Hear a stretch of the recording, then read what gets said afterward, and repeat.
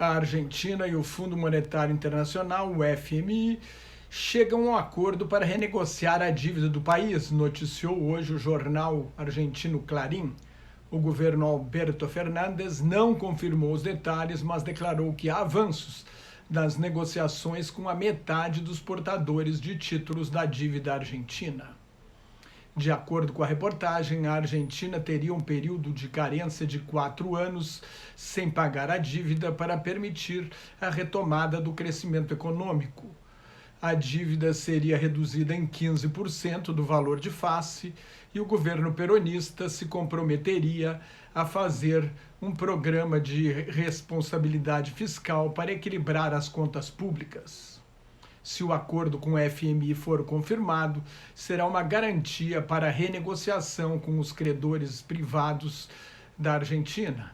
O governo Fernandes ainda precisa convencer os Estados Unidos, principal acionista do fundo.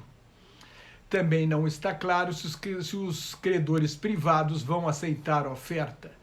Antes mesmo de tomar posse, em 10 de dezembro, o novo presidente prometeu honrar as dívidas, mas pediu um prazo para reorganizar a economia do país e retomar o desenvolvimento econômico para assim poder pagar a dívida. Na semana passada, Fernandes foi à Europa pedir o apoio dos governos da Alemanha, da França, da Itália e da Espanha à reestruturação da dívida argentina, enquanto o ministro da Economia e principal negociador da dívida, Martin Guzmán, se encontrava com a diretora-geral do FMI, Kristalina Georgieva. Guzmán apresentou 3 propostas: uma moratória de 4 anos, a opção preferida em Buenos Aires, uma suspensão no pagamento dos juros, que seriam somados ao principal, e o pagamento só dos juros por algum tempo, algo que é considerado inviável para um país do tamanho da Argentina. O apoio europeu é importante para convencer os Estados Unidos. Os europeus têm em conjunto 30% dos votos do FMI e os Estados Unidos 16%. Nesta sexta-feira, o embaixador argentino em Washington, Jorge Argüello, se encontrou com Maurício Klaver, assessor do governo Donald Trump para a América Latina.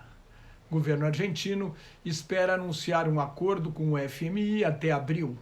Otimista depois da viagem à Europa, o governo Fernandes fala que o acordo com o fundo está concluído em 80% e o acordo com os donos de bônus argentinos em 50% a 60%. Ao longo de 200 anos de história, desde o grito da independência, a Argentina deu 8 calotes. O último grande calote, de 100 bilhões de dólares, foi no fim de 2001, quando houve o colapso da dolarização do governo Carlos Menem. Uma revolta popular com pelo menos 20 mortes e a renúncia do presidente Fernando de la Rúa. Depois de 4 presidentes interinos, em 2003 foi eleito Néstor Kirchner, que renegociou 93% da dívida caloteada e retomou o crescimento econômico. Néstor Kirchner foi sucedido em 2007 pela mulher Cristina Kirchner, que pegou a grande recessão de 2008, aumentou os impostos sobre as exportações de grãos e enfrentou uma greve de produtores rurais durante meses.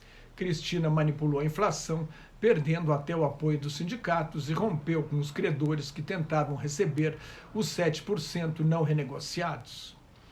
O governo anterior ao atual, de Maurício Macri, assumiu em 2015, depois do desastroso segundo governo de Cristina Kirchner. Macri prometeu equilibrar as contas públicas, retirando os subsídios à energia e aos alimentos, que vinham desde das medidas para superar a crise de 2001. O resultado foi inflação, recessão e aumento da desigualdade social. No início dos anos 1970, só 4% dos argentinos viviam na pobreza. No governo Macri, a pobreza urbana passou de 30% para mais de 40%. Por isso, a prioridade do novo governo peronista de esquerda é a questão social, a retomada do crescimento. De 2016 a 2018, a dívida externa argentina pulou de 100 para 285 bilhões de dólares, inclusive com o empréstimo de 57 bilhões de dólares do Fundo Monetário Internacional, o maior da história do fundo. A dívida externa subiu para 54% do produto interno bruto, enquanto a dívida pública passou de 53% para 77% do PIB. Em junho do ano passado, o FMI calculou que a Argentina precisaria de 92 bilhões de dólares em empréstimos externos para honrar os pagamentos devidos em 2020. Assim, o novo governo não tem alternativas a não ser renegociar ou dar mais um calote e isolar o país do mercado financeiro internacional.